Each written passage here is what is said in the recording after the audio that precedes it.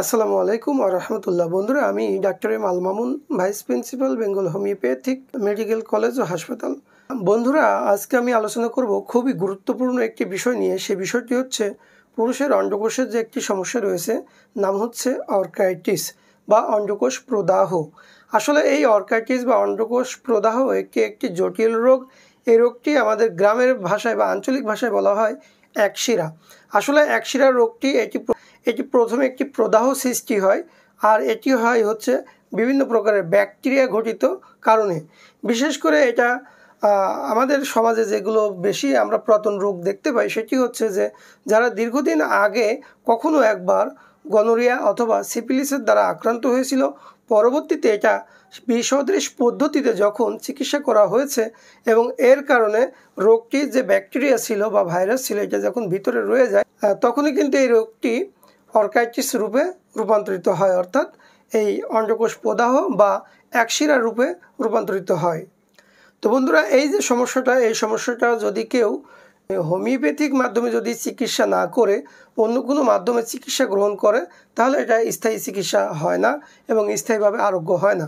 বন্ধুরা, আজকে আমি আলোচনা করব আপনাদের সামনে যে এই অর্কাইটিস ভালো করার জন্য বা এই রোগটি আরোগ্য করার জন্য হোমিওপ্যাথির কোন কোন ওষুধগুলো ব্যবহৃত হয় এবং কোন কোন লক্ষণে ব্যবহৃত হয় সেই বিষয়টির উপরে। তো বন্ধুরা, এই সমস্যাটি সমাধানের জন্য হোমিওপ্যাথির একটি কিংবদন্তি ওষুধ রয়েছে। সেই ওষুধটির নাম হচ্ছে পালসেটিলা।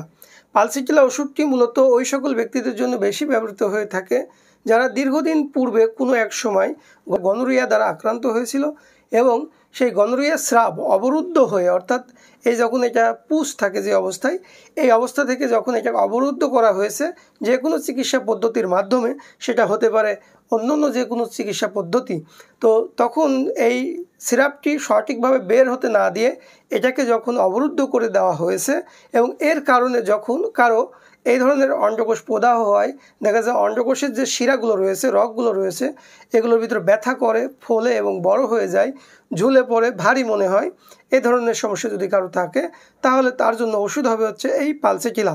পালসেটিলা ওষুধটি ব্যবহার করার কারণে তার ওই সিরাপটা আবার চালু হবে, অর্থাৎ তার যে অন্ডকোষের যে সমস্যাটা ছিল, তার যে সিরাপটা ছিল, এই সিরাপটা আবার চালু হবে এবং এই চালু হয়ে পুনরায় এটা আবার প্রকাশ পাবে।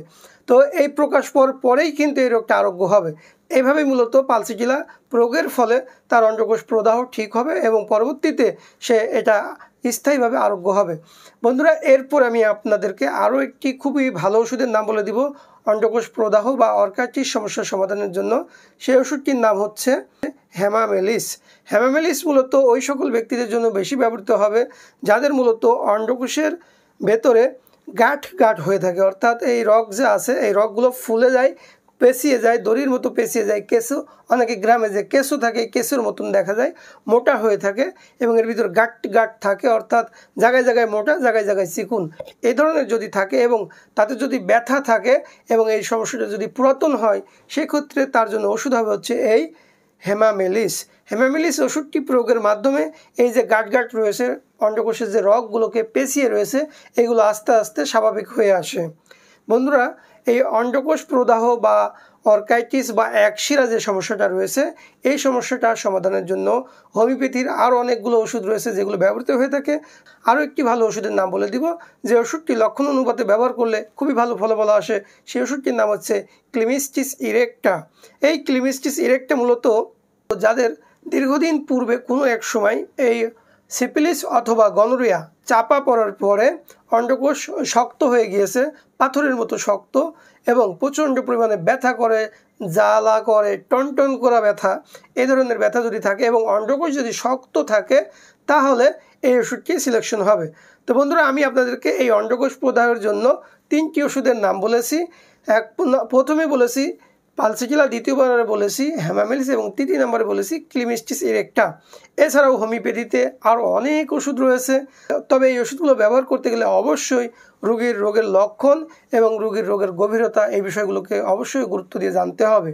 তো বন্ধুরা, আপনারা আপনাদের প্রয়োজনে আমাদের সাথে যোগাযোগ করতে পারেন। স্ক্রিনে দেখানো নম্বরে আমরা আপনাদেরকে তথ্য দিয়ে সহায়তা করতে পারবো, অথবা প্রয়োজন হলে আপনারা আমাদের কাছ থেকে চিকিৎসা গ্রহণ করতে পারেন। আমি আমার দীর্ঘ অভিজ্ঞতা থেকে, অর্জিত জ্ঞান থেকে আপনাদের সামনে এই বিষয়গুলো নিয়ে আলোচনা করি। তো আপনারা যদি সঠিকভাবে এই তথ্যগুলো শোনেন এবং সঠিকভাবে ওষুধগুলো গ্রহণ করতে পারেন, তাহলে আপনাদের এই জটিল রোগ থেকে আপনারা মুক্তি পাবেন ইনশাআল্লাহ। বন্ধুরা, এই যে অন্ডকোষ প্রদাহ সমস্যার সমাধানের জন্য হোমিওপ্যাথির আরও একটি খুবই ভালো ওষুধ রয়েছে, সেই ওষুধটির সম্পর্কে আমি আপনাদেরকে এখন বলবো। সেই ওষুধটির নাম হচ্ছে ক্যালক্রিয়াফ্লোর। ক্যালক্রিয়াফ্লোর মূলত ওই সকল ব্যক্তিদের জন্য বেশি ব্যবহৃত হয়ে থাকে যাদের অন্ডকোষ এবং অন্ডকোষের যে রগ রয়েছে, এই রগ প্রচণ্ড আকারে শক্ত হয়ে থাকে, পাথরের মতন শক্ত হয়ে থাকে। এই শক্ত অবস্থা থেকে এটাকে নরম করে নিয়ে আসার জন্য এই ক্যালক্রিয়াফ্লোর এবং ক্লিমিস্টিস এর একটা ওষুধটি ব্যবহৃত হয়ে থাকে। বন্ধুরা, কোনো ক্ষেত্রে কোনো রোগের জন্য একই সাথে একাধিক ওষুধের প্রয়োজন হতে পারে। কোনোটা পোটেন্সি, কোনোটা মাদার এবং কোনোটা দেখা যাচ্ছে বায়ো কম্বিনেশন। তো এই বিষয়গুলো মূলত রোগীর রোগের গভীরতা এবং রোগীর রোগের লক্ষণের উপর ভিত্তি করেই নির্ধারণ করতে হয়। তো বন্ধুরা, আপনারা যদি সঠিকভাবে এই ওষুধগুলো ব্যবহার করতে পারেন, ইনশাআল্লাহ এই অর্কাইটিস এবং অন্ডকোষের যে প্রদাহ রয়েছে বা একশিরা যে সমস্যাটা রয়েছে, এই সমস্যা থেকে মুক্তি পাবেন ইনশাআল্লাহ। তো বন্ধুরা, আপনাদের সুস্বাস্থ্য কামনা করে আজকের মতন এখানেই বিদায় নিচ্ছি। আগামীতে দেখা হবে নতুন কোনো ভিডিও নিয়ে। সে পর্যন্ত সকলে ভালো থাকবেন। আসসালামু আলাইকুম ওয়া রাহমাতুল্লাহ।